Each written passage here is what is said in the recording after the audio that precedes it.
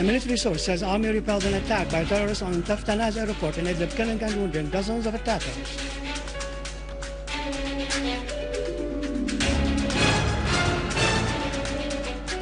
Army units continue to chase terrorists, inflicting on them heavy losses and confiscating their weapons.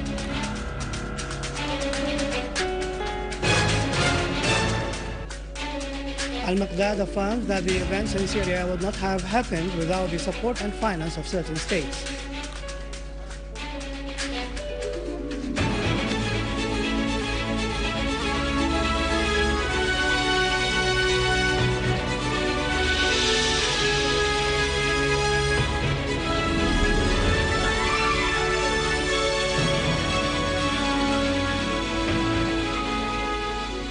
Good afternoon, ladies and gentlemen. Welcome to our news for today.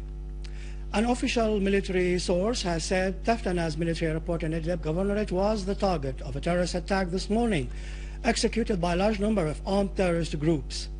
They were bravely intercepted by the Syrian army heroes, who inflicted on them huge losses, killing or wounding the majority of the attackers.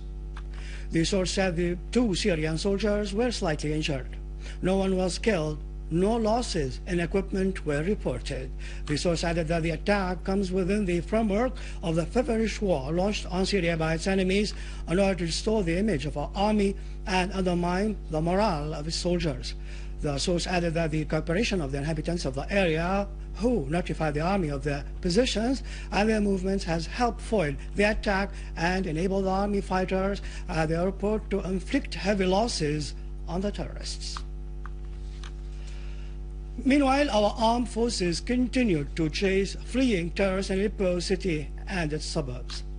During the operations in Salah ad-Din, Al-Amiriya, Al-Hashkal, and Tel Zarazir neighborhoods, the authorities seized large quantities of weapons and ammunition. An official source and the governorate said the weapons included 2 mortar guns, 3 BKC and several Doshka machine guns, RPG shells, NATO sniping and automatic rifles, ammunition, various kinds of bombs, and stolen medicines and medical equipment. Also in Aleppo, security forces carried out an operation in a Sayyid Ali neighborhood, killing a number of terrorists and destroying their headquarters. An army unit has found a hideout in Ariha, Idleb, which was used by terrorists.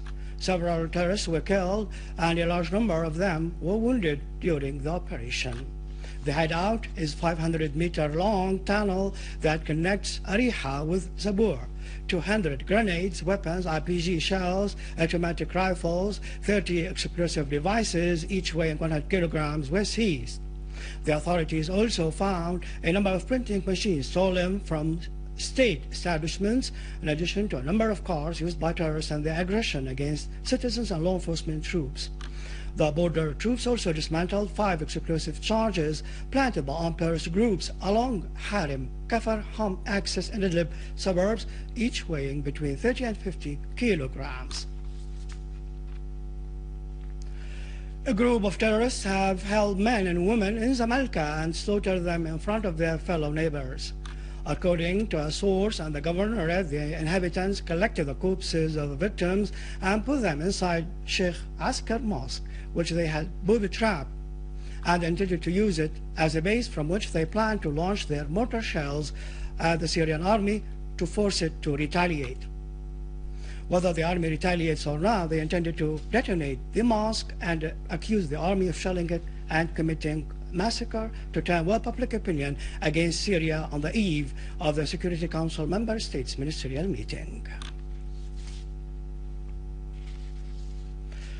The authorities have clashed with an armed terrorist group that perpetrated acts of plundering, kidnapping, and assault against citizens on Aleppo Al-Raqqa Road and killed 2 civilians.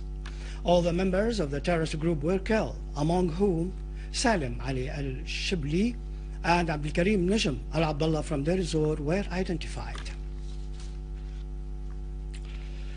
Following close inquiries, authorities in Homs were able to detect and attack a secret hideout for terrorists in Al-Khandaq Street in Bab Hood, killing and wounding a number of them.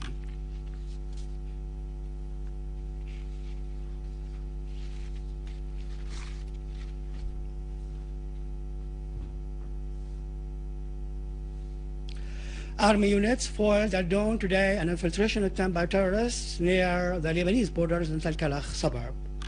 A source in the city told Sana reporter that 4 cars equipped with Doshka machine guns tried to cross the borders, but authorities confronted them and scored direct hits against them.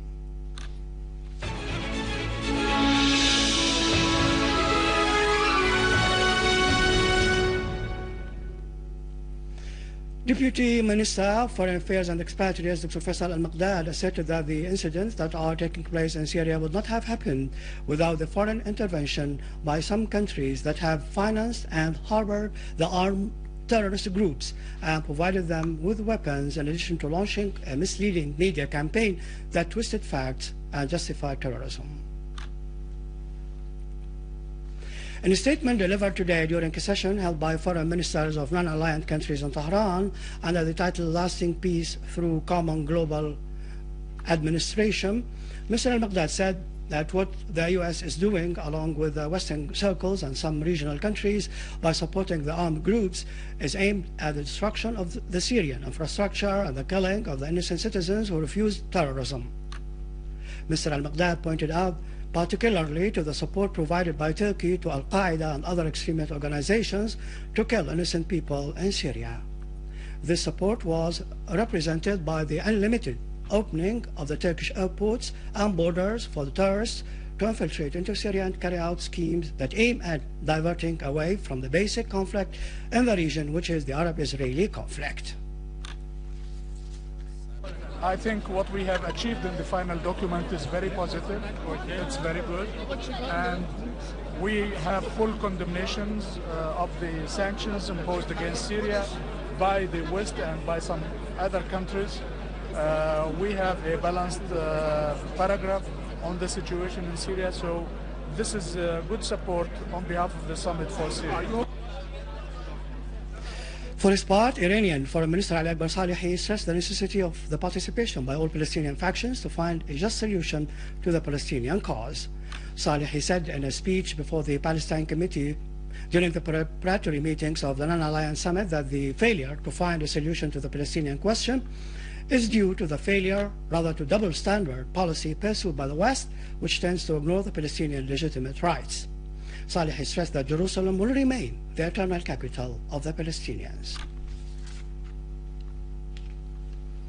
The Czech ambassador to Syria, Eva Filippi, has said Syria witnesses a media war on a large scale. She referred to the misleading information circulated by some satellite channels, including the Qatari Al Jazeera and the Saudi Al Arabiya. In an interview with the Czech TV, Ambassador Filippi wondered whether both channels present what can still be described as journalism. She referred to both channels' invention and exaggeration of events and added that what is going on in Syria is not a civil war, but a fight between the government and armed men. She said the phrase, the Syrian Free Army, must be put between two brackets, because anyone who carries weapons presents himself as being a member of the so-called Free Army. She added that many of the European ambassadors had left Syria with pain and heart. She pointed out that closing the embassies for political reasons had no impact whatsoever on the Syrian leadership. Israeli occupation authorities deliberately set fire into the forests near Sheikh Mountain, north of occupied Majd al-Shams town. A number of citizens in the occupied Golan expressed anger, stressing that these barbaric practices will not affect their determination to liberate their land. They stressed that the fires have destroyed wide areas of farmland and caused poisonous damage to the environment.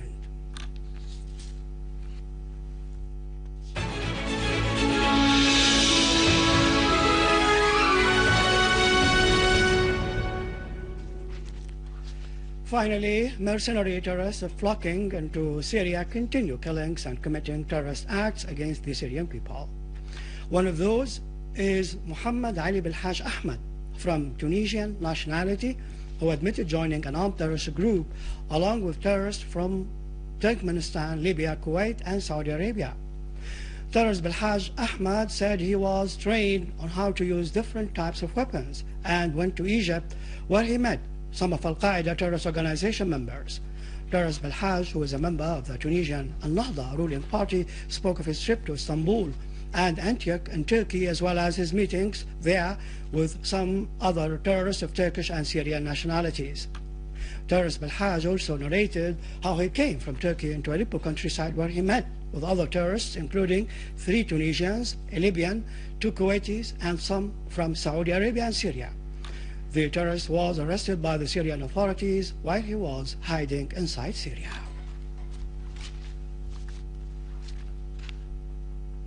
With this, we end our news bulletin for today. For more information about Syria and the region, and to view our bulletin again, you can visit our website in English, syrianline.sy.